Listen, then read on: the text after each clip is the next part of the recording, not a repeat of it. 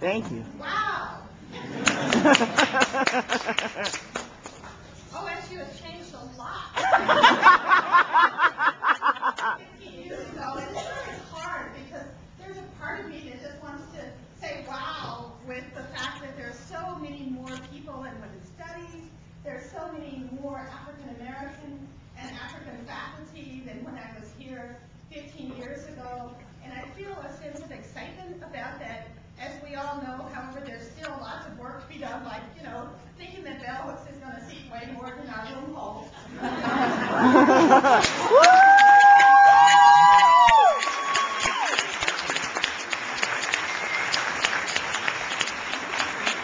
want to thank all the people on the stage, because while they're closer to me, it's not really comfortable, and especially the people who will have to, my back will be turned to them. I think that pedagogically, don't follow that.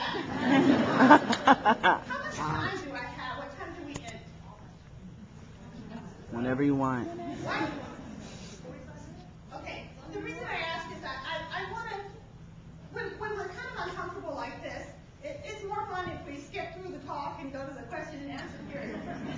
In recent years, my work has focused on the role of love in Indian domination.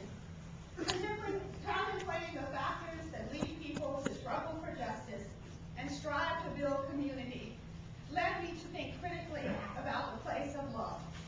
Whether the issue is Indian racism, sexism, homophobia, or class elitism, when I interviewed folks about what led them to overcome dominator thinking and action, they invariably spoke about love, about learning acceptance of difference from someone they cared about.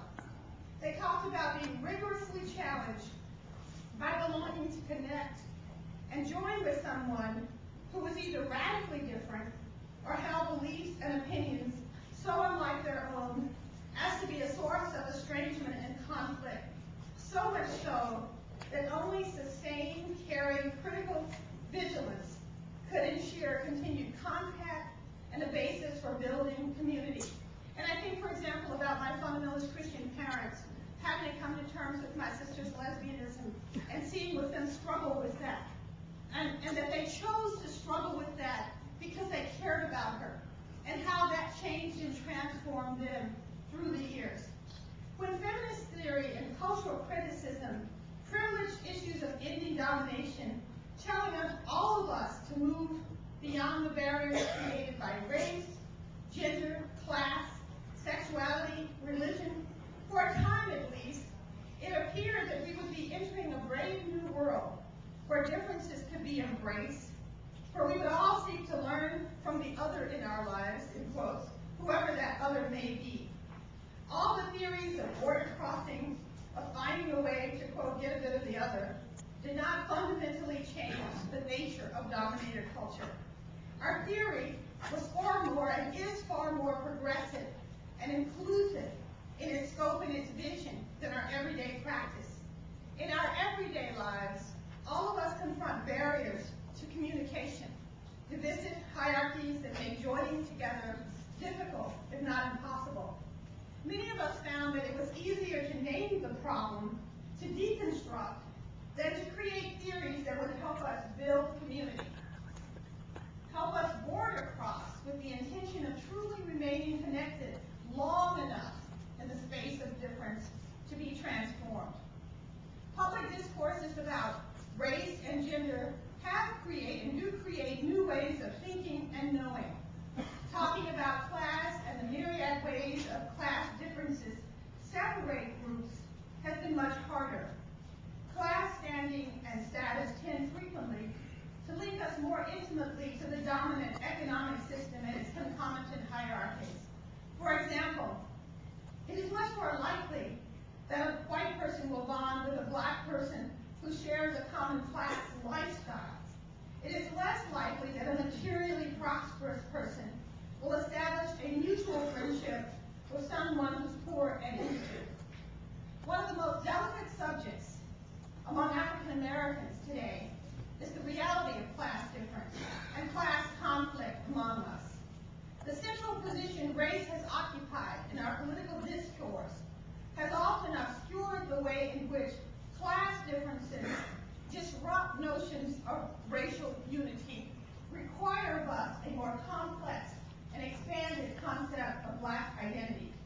And yet today, class differences have created a cultural context where the very meaning of blackness and its impact on our lives differs greatly among black people.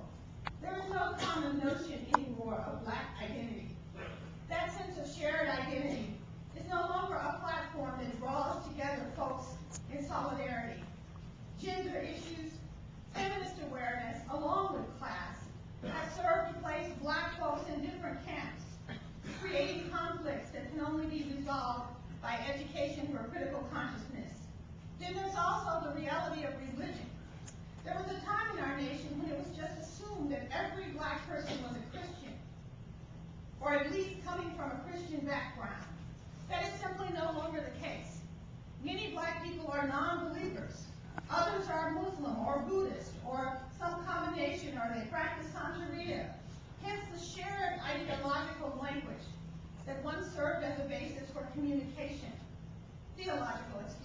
can no longer be assumed. These changes in the nature of black identity have in many ways been made possible by racial integration and upward class mobility. It was the political movement to end racism that created greater class mobility, making it possible for black folks to leave segregated communities and live elsewhere. By opening up educational possibilities that led to the formation of classes of black individuals with radically different educational backgrounds and diverse perspectives and politics. Prior to racial integration, most educated black folks, especially those with higher degrees, were educated within a similar segregated pedagogical context and were more than likely to have a shared mindset. Consequently, bonding between black folks, even within families where there are major class differences, has become more difficult. Significantly, as a group, white people maintain core bonding despite huge differences. White supremacist thinking continues to be the glue that keeps white folks bonded, irrespective of many other differences, of whether one is liberal, progressive, conservative. And of course, to a great extent, white supremacist thinking was created precisely to serve this purpose. Imprinted on the consciousness of every white child from birth, reinforced by the culture, white supremacist thinking tends to function unconsciously. This is one of the primary reasons it's so difficult to change. More than ever before, many white people in our culture feel confident that they're not racist. They refuse to understand the myriad ways racism, often expressed in covert white supremacist thinking, that predetermines action, keeps dominator systems in place with no fundamental shifts or changes.